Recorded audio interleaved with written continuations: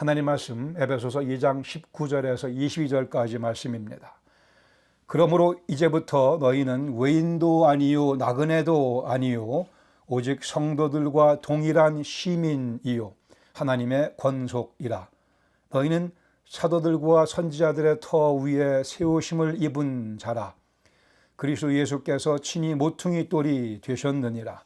그의 안에서 건물마다 서로 연결하여 주 안에서 성전이 되어가고 너희도 성령 안에서 하나님이 거하실 처소가 되기 위하여 그리스도 예수 안에서 함께 지어져 가느니라.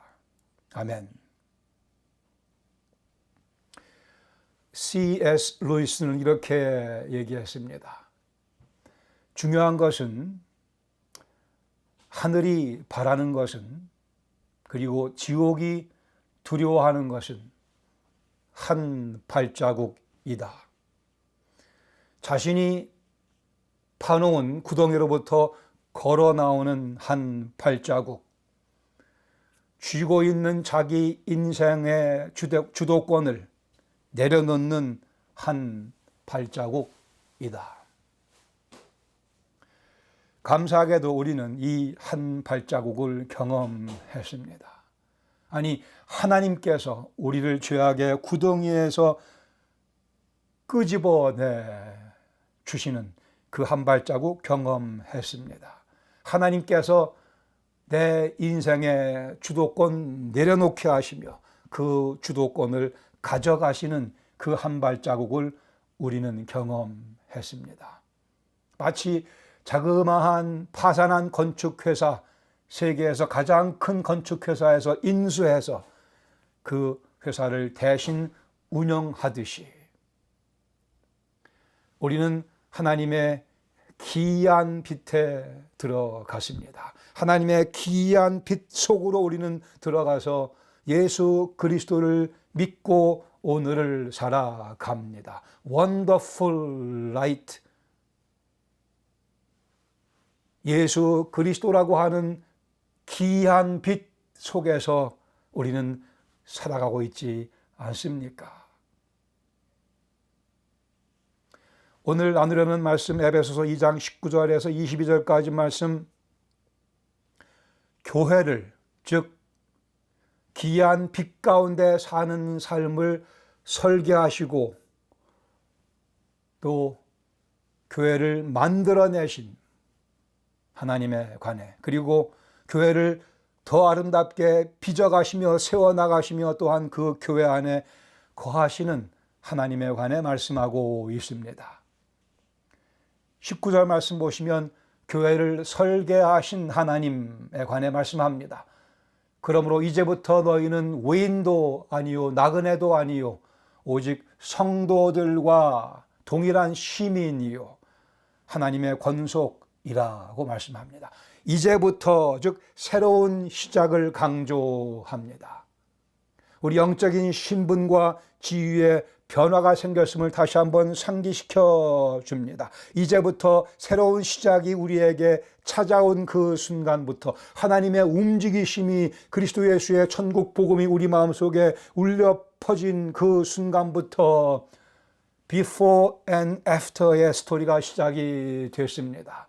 더 이상 우리는 외인이 아닙니다. 과거에는 외인이었고 과거에는 나그네였으나, 즉 여행자였고 시민권자가 아니었으나 그저 잘해야 영주권자 정도로밖에 볼 수 없는 하늘나라의 시민권은 없는 자들이었으나, 그러나 이제 그리스도 예수 안에서 우리는 성도들과 동일한 시민이 되었다고 말씀하십니다. 유대인들이 자랑하는, 자기들이 구약 성경을 지니고 있고 아브라함의 자손이라 자랑하던 그 영적 프라이드, 그 영적인 귀한 자산, 그것이 우리 것이 되었다고, 우리가 하나님의 백성이 되었다고, 우리가 하나님 나라의 시민이 되었다고 상기시켜 주십니다.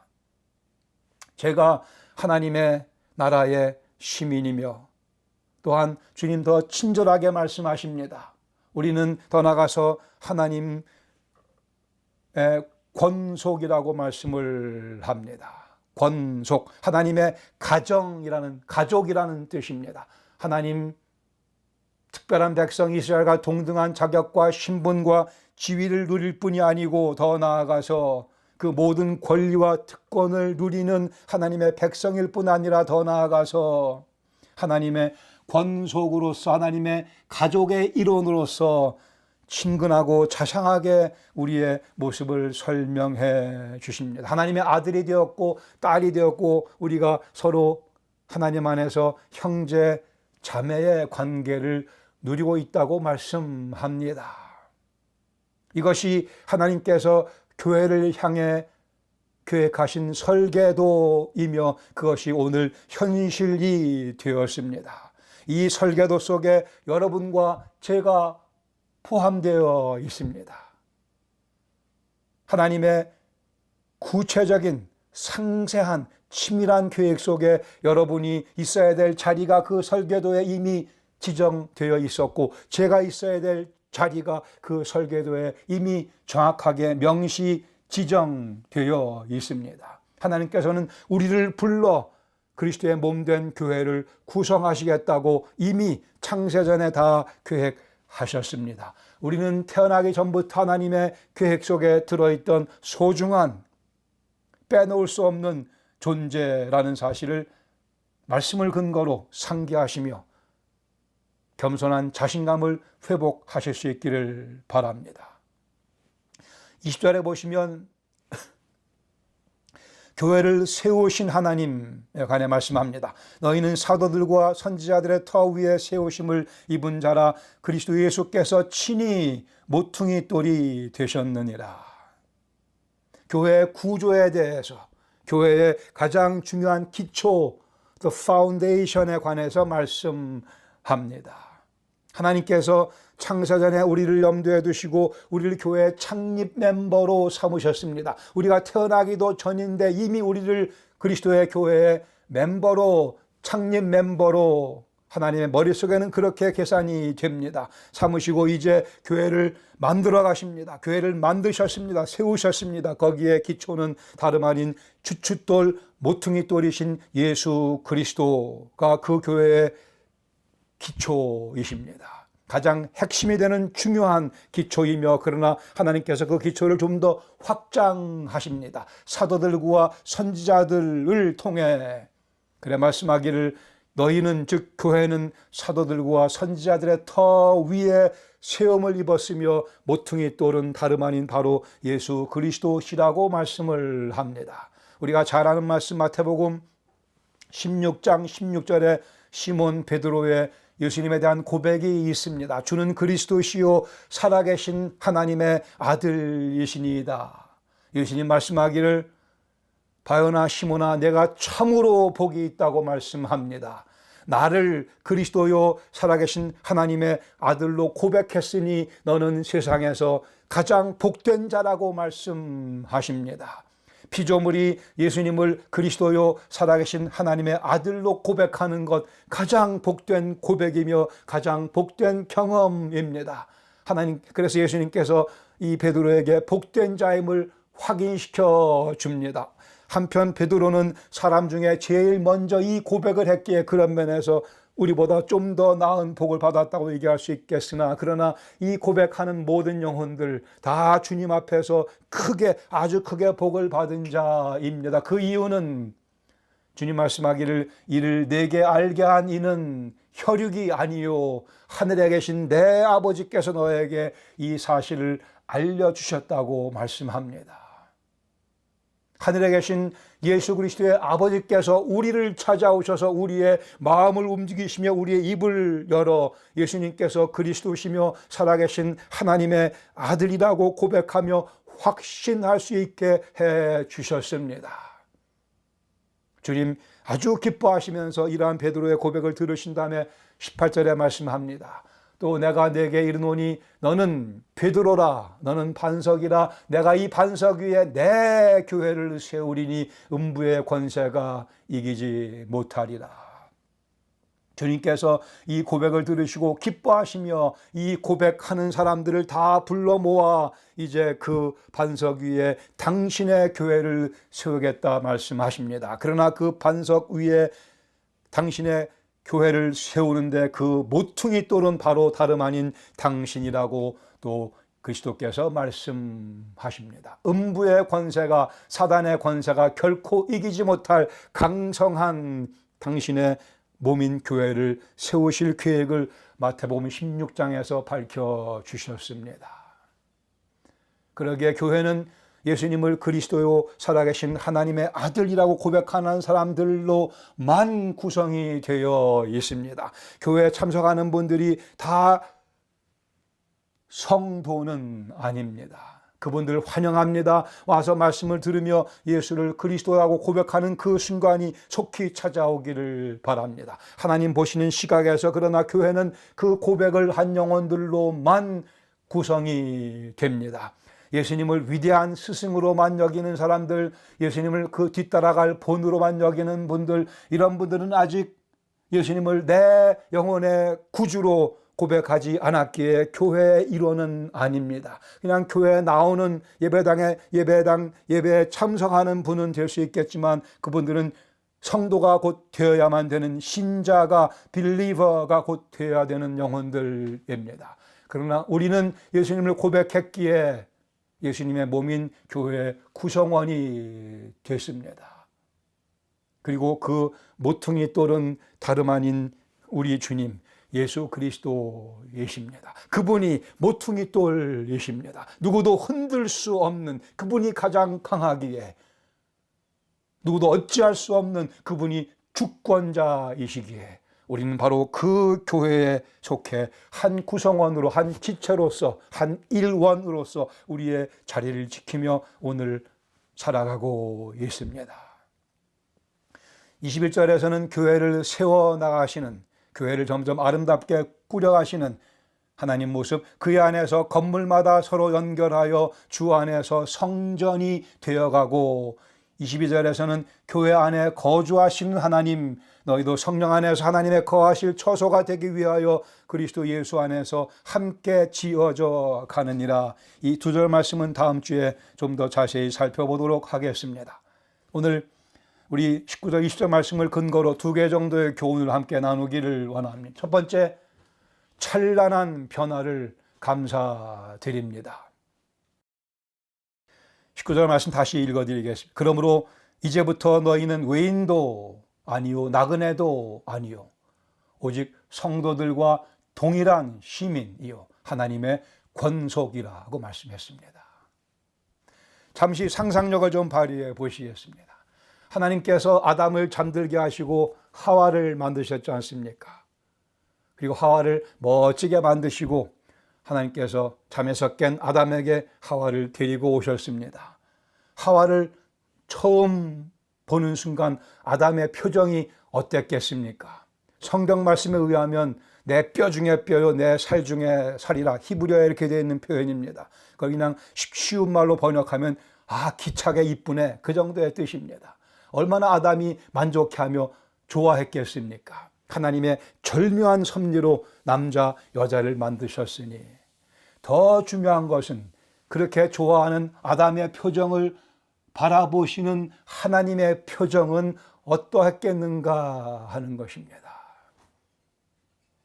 아마 우리 하나님이 더 기뻐하셨을지 모르죠. 아담보다도.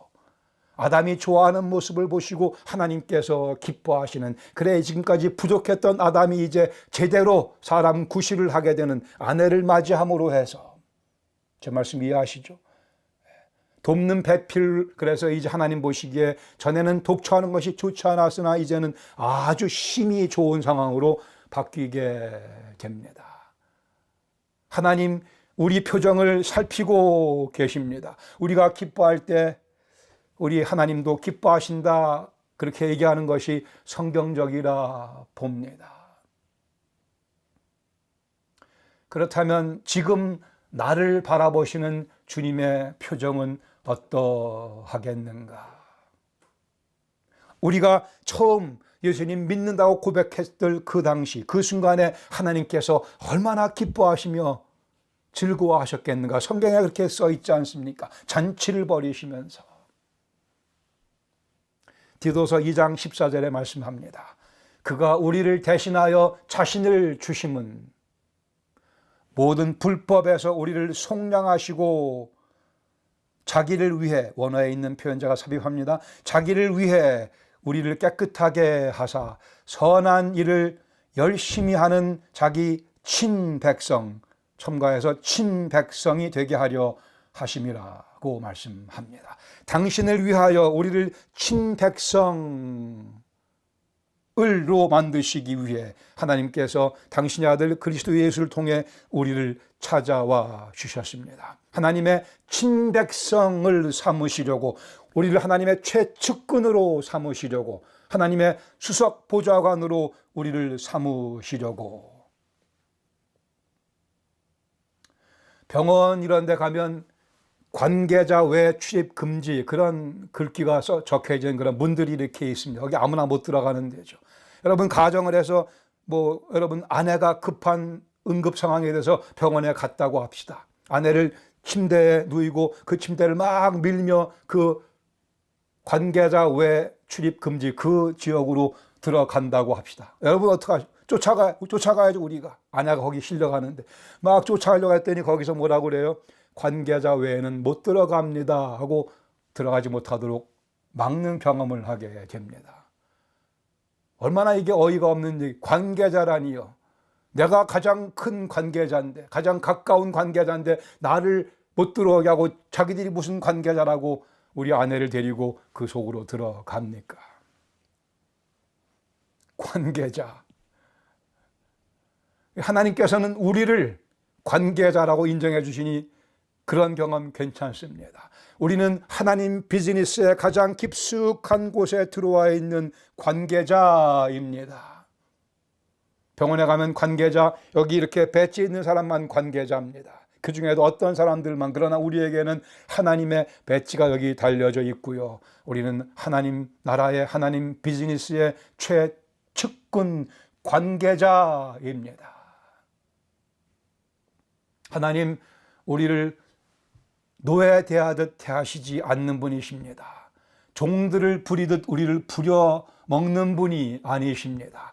우리는 하나님의 아들과 딸, 하나님의 가족입니다. 하나님 억지로 하기 싫어하는 우리를 노예를 부리듯 어디로 몰고 가시는 분이 아니시며, 오히려 하나님께서 가장 싫어하시는 게 뭡니까? 마음에 없는 제사, 마음에 없는 예배, 마음에 없는 섬김입니다. 억지로 마지못해 하는 거 하나님이 제일 싫어하신다고 말씀하지 않습니까? 노예같이 하나님 섬기는 거 하나님이 제일 싫어하십니다. 아들로서 딸로서 기꺼운 마음으로 주님 섬기는 거 좋아하시죠. 그 이유는 뭐예요? 우리가 하나님의 최측근이며 하나님의 가족이며 가장 중요한 하나님 비즈니스의 관계자이기 때문입니다. 하나님께서는 우리에게 순종을 요구하시기 전에 순종할 수 있는 의지와 즐거움을 불어넣어 주시는 분이십니다. 하나님 우리에게 무엇을 바치라고 강요하지 않으시거니와 바치고 싶은 의욕과 능력을 먼저 공급하시는 분이십니다. 이유는 우리가 노예가 아니고 하나님의 가족이기 때문에 그렇죠. 말씀하기를 선한 일을 열심히 했기 때문에 하나님의 친백성 된 것 아닙니다. 먼저 하나님의 친백성 삼아 주셨기 때문에 우리가 이제 즐거운 마음으로 열심히 일할 수 있게 되었으며 일하고 싶은 것입니다. 그러기에 주님께 열심을 내기 전에, 선한 일을 열심히 하기 전에 먼저 확인할 것이 있습니다. 과연 내가 하늘나라의 시민이요 하나님의 가정의 식구라는 사실 꼭 확인하실 수 있기를 바랍니다. 하나님과 같은 집에서 살고 같은 음식을 먹고 나누며 그 집에서 자고 아침에 일어나 또 하나님께 인사드리고 하나님과 같이 아침 식사 나누고 또 하나님과 대화하고 그리 살아가면 하나님과 더 친해지게 되고 주님 섬기는 것이 더욱더 자연스러워집니다. 자꾸 하나님 집에 놔두고 밖에 나가서 외식하려고 그러지 마세요. 주님과의 식사를 즐기시기 바랍니다. 가출하려고 들지 마세요. 주님과 같은 이불을 덮고 잠을 자야 할 것입니다. 평생 하루도 빼놓지 말고 우리를 찬란한 모습으로 주님께서 바꾸어 주셨습니다. 과거에는 전에는 그러나 이제는 지금부터는 새로운 시작이 우리 앞에 벌어졌습니다. 찬란한 모습으로 하나님의 백성으로 하나님의 아들과 딸로 하나님의 그 은혜를 묵상하며 찬양하며 감사드리는 그 즐거운 시간이 우리의 인생을 즐겁게 만들어 줍니다. 더 많이 예배드리며 더 많이 찬양드리며 더 많이 감사드릴 수 있게 해 줍니다. 허락하신 이 찬란한 변화 주님께 감사드리기 원합니다. 두 번째, 완벽한 여건 속에서 우리는 이제 달려갑니다. 20절 말씀, 너희는 사도들과 선지자들의 터 위에 세우심을 입은 자라 그리스도 예수께서 친히 모퉁이 돌이 되셨느니라. 우리 삶의 중심에는 가장 중요한 그 중앙 가운데 기저에는 다른 누가 아닌 예수 그리스도께서 누구도 어찌할 수 없는 모퉁이 돌로 좌정하고 계십니다. 그래, 그분이 계시는 그 인생 완벽한 여건 가운데 들어가 있다 우리는 분명히 선포할 수 있습니다. 우리가 살고 있는 이 교회라고 하는 집, 여기 사도 바울은 개개인보다는 교회 전체에 대해서 말씀하고 있습니다. 우리가 살고 있는 우리의 삶의 반경이요 환경이니 교회라고 하는 이 관계, 이 모임은 그 기초가 그리스도 예수이십니다. 그러므로 무너질 수 없으며 음부의 권세가 이기지 못하며 하나님의 집 안에 있으면 우리는 전적으로 안전합니다. 우리 인생의 영적인 여건은 완벽합니다. 완벽합니다. 부족함이 없습니다. 하나님께서 부족함이 없으시기에 예수 그리스도께서 완벽하시기에 우리는 그 환경 속에 그 영적 여건 속에 살아가고 있는 겁니다. 앞에도 뒤에도 좌에도 우에도 위에도 아래도 다 예수 그리스도요 하나님이시요 성령님이시기에 우리는 부족할 것이 없습니다. 단단한 기초가 철옹성 같은 벽이 우리를 둘러싸고 있습니다. 베드로전서 2장 6절 말씀 성경에 기록하였으되 보라 내가 보배로운 모퉁이 돌을 시온에 두노니 그를 믿는 자는 부끄러움을 당하지 아니하리라. 그를 믿는 자는 예수 그리스도를 믿는 자는 결코 부끄러움을 당치 아니하리라. 우리는 부끄러움 당하지 아니하며 우리는 부러움을 받게 되는 인생이 되었습니다. 아니요, 물론 히틀러를 추종하던 그러한 사람들, 그런 부류의 사람들에게야 우리가 조롱과 멸시를 받을 수 있겠죠. 악의 세력에 의해서야 본헤퍼가 그렇게 당했듯이. 그러나 바른 인생관을 아는 사람들에게 우리는 부러움의 대상이 되었습니다. 주님께서 부끄러움을 다 제거하시고 우리에게 화관을 씌워주시며 부러움으로 우리를 덮어주셨습니다. 9절에 이어서 말씀합니다. 너희는 택하신 족속이요 왕같은 제사장들이요 거룩한 나라요 그 소유가 된 백성이니. 거기 교회에 대해서 교회에 속한 신자 한 분 한 분 다 묶어 총체적으로 4개의 아름다운 타이틀을 묘사를 해주고 있습니다. 택하신 하나님께서 지적하여 지명하여 불러내신 택하신 족속이라고 말씀합니다. 하나님께서 새로운 그룹을, 새로운 족속을, 새로운 민족을, 새로운 나라를, 교회를, 공동체를 창출해 내셨고 우리가 거기에 창립 멤버라고요. 두 번째, 왕 같은 제사장이라 말씀합니다. 하나님과 믿지 않는 사람들 사이에 제사장으로서 중보 역할을 감당하도록 화목해 하시는 복음을 전하도록 선택받아 부름받은 왕 같은 왕의 권위를 지닌 제사장의 기능을 하는 우리의 모습이라 말씀하며 거룩한 나라, 하나님께서 당신의 피로 하나님과 우리를, 그리스도 예수의 피로 하나님과 우리를 새 언약 가운데 묶어 주셨습니다. 그러기에 거룩한 나라가 되어 거룩의 맛을 알며 살아갈 수 있도록 하나님께 충성을 맹약하며 살아가는 거룩한 나라로 저희들을 세워주셨습니다. 그리고 그의 소유가 된 백성, 하나님께서 너는 내 것이라고 찍어서 지목해서 당신의 소유권을 밝히시는 대상이 되었다고 말씀을 합니다. 앞에서 본 말씀과 함께 이어서 찬란한 변화에 대해서 말씀하고 있죠. 우리의 찬란하게 변화된 이 모습 이어서 말씀합니다. 그렇게 불러내셨습니다. 이는 너희를 어두운 데서 불러내어 그의 기이한 빛에 들어가게 하셨다 말씀합니다. 그의 기이한 원더풀 라이트 속에 들어가 살게 하셨다고 말씀합니다. 찬란한 변화를 경험했고 이제 우리가 살아가는 삶의 여건은 바로 다름 아닌 기이한 빛 속에서 우리가 살아갑니다.